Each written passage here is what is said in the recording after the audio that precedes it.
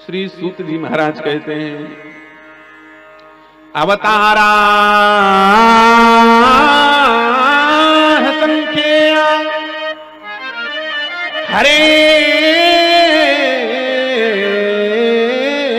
सत्वनिधे द्विजाः यथा विदासी नः कुल्या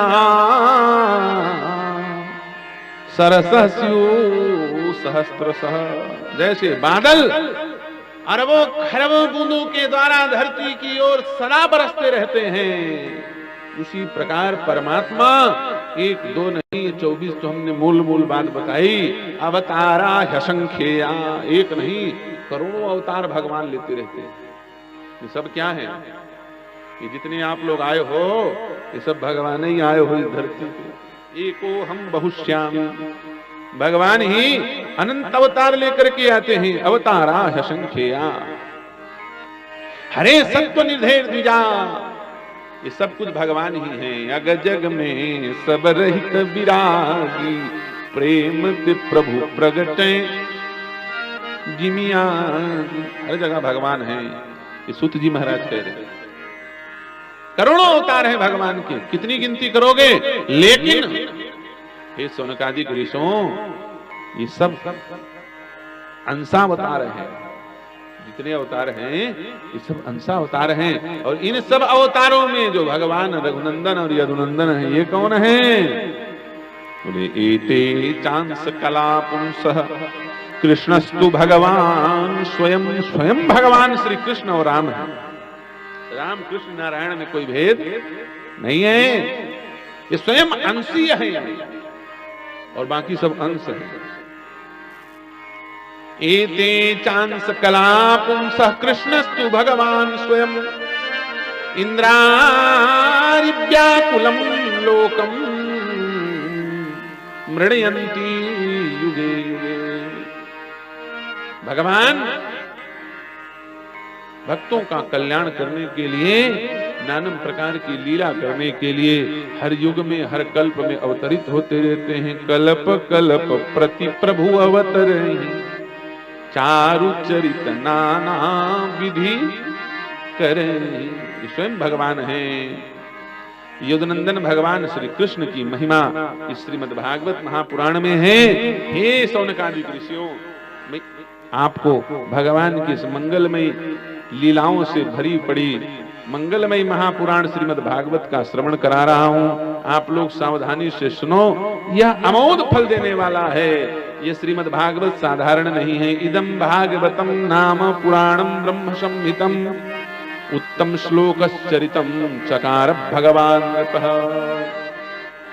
ये समस्त वेदों के सहित वैदिक वांग्मय का पुण्य प्रदान करने वाला है। इस श्रीमद् भागवत महापुराण का कोई दर्शन कर ले तो कल्याण हो जाएगा, कोई पाठ कर ले तो कल्याण हो जाएगा। कितना पाठ करें, पूरा कर लो तो अच्छा, पूरा नहीं कर पा रहे हो तो एक अध्याय कर लो।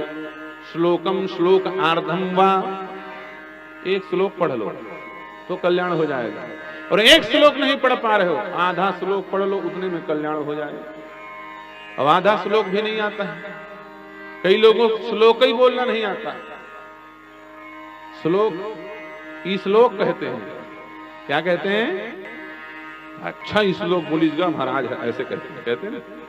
अच्छा ई श्लोक, का ई श्लोक वो श्लोक, ई श्लोक गलत शब्द है।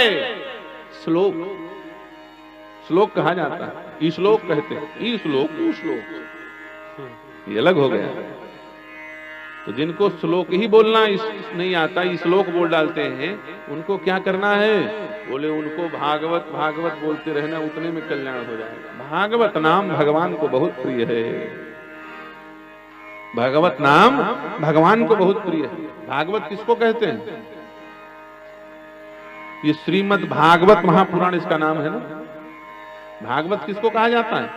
एक होते हैं भगवत और एक होता है भागवत। भगवत किसको कहते हैं भैया? भगवान। भगवान भगवत है। अच्छा, गीता के आगे क्या लिखा है नाम में? श्रीमद् भगवत भगवद गीता, भगवद द लिखा है, भगवत त नहीं लिखा है, श्रीमद् भगवद गीता। इसका मतलब भगवान से मुंह, भगवान के मुंह से निकला हुआ है, भगवान की वाणी है। और भागवत क्या है? बोले श्रीमद् भागवत महापुराण। इसमें भगवान का नाम कहीं पे नहीं लिखा है, इसमें भागवत का नाम लिखा है। भक्त वो भागवत कहा जाता है, और भक्त जिसका ध्यान करते हैं उसे भगवत कहा जाता है। भगवान माने भगवत और भक्त माने भागवत। याद रखना, दुनिया भगवान की कथा सुनती है, लेकिन भगवान भागवतों की कथा सुनते हैं, अपने भक्तों की चर्चा सुनते हैं। इसलिए इसका नाम श्रीमद् भागवत है। ये भगवान को बहुत प्रिय है। इसमें भगवान के भागवतों के, भगवान के भक्तों की कथा भरी पड़ी है। कहीं पर विदुर की कथा है, कहीं पर अम्बरीश की कथा है, कहीं पर ध्रुव प्रहलाद की कथा है। भगवान रोमांचित हो जाते हैं जब ध्रुव प्रहलाद और भगवान के 12 भक्तों की कथा सुनने को उनको मिल जाती है। इसलिए इसका नाम भागवत। भक्तों की कथा जहां भरी पड़ी हो उसका नाम भागवत। और बताएं, भागवत नहीं सुना पाओ भगवान को तो भागवत भागवत बोल दो, भगवान खुश हो जाते हैं। मेरे भक्तों का नाम ले रहा है। भक्तों का नाम सुनकर के भगवान प्रसन्न हो जाते हैं।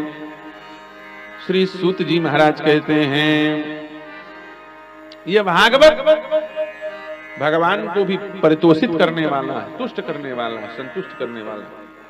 महात्मा में क्या बताया गया? भक्ति को पुष्ट करने वाला है। और भागवत के प्रथम स्कंद के 2 अध्याय में क्या बताया गया? बोले भगवान को भी पुष्ट करने वाला है। सोचो कितनी महिमा है इसकी।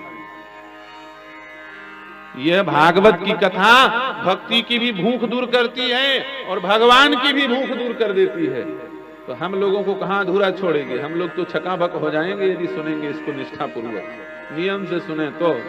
नियम क्या है जानते हो? सुबह 6 बजे से लेकर शाम को 6 बजे तक सुने तब। अब कौन सुनेगा और कौन बोलेगा? अब वो क्षमता किसी के शरीर में नहीं रह गई। 12 घंटा बैठ के सुनो, 4 घंटा में एंड बेंड हो जाते हैं सुनने वाले। बोलने वाला तैयार भी हो जाएगा, बोल देंगे। अभ्यास करने से बोला जा सकता है भाई। 6, 7, 8 घंटे तक बोलने का अभ्यास तो हमको अभी भी बना हुआ। अभी कमरधा में कथा थी तो 8 घंटे तक बोलते थे, बैठ गए तो फिर रात को 9 बजे उठे, कई बार ऐसा हुआ। लेकिन अब सुनने वालों की बहादुरी है, उतनी क्षमता हो तब।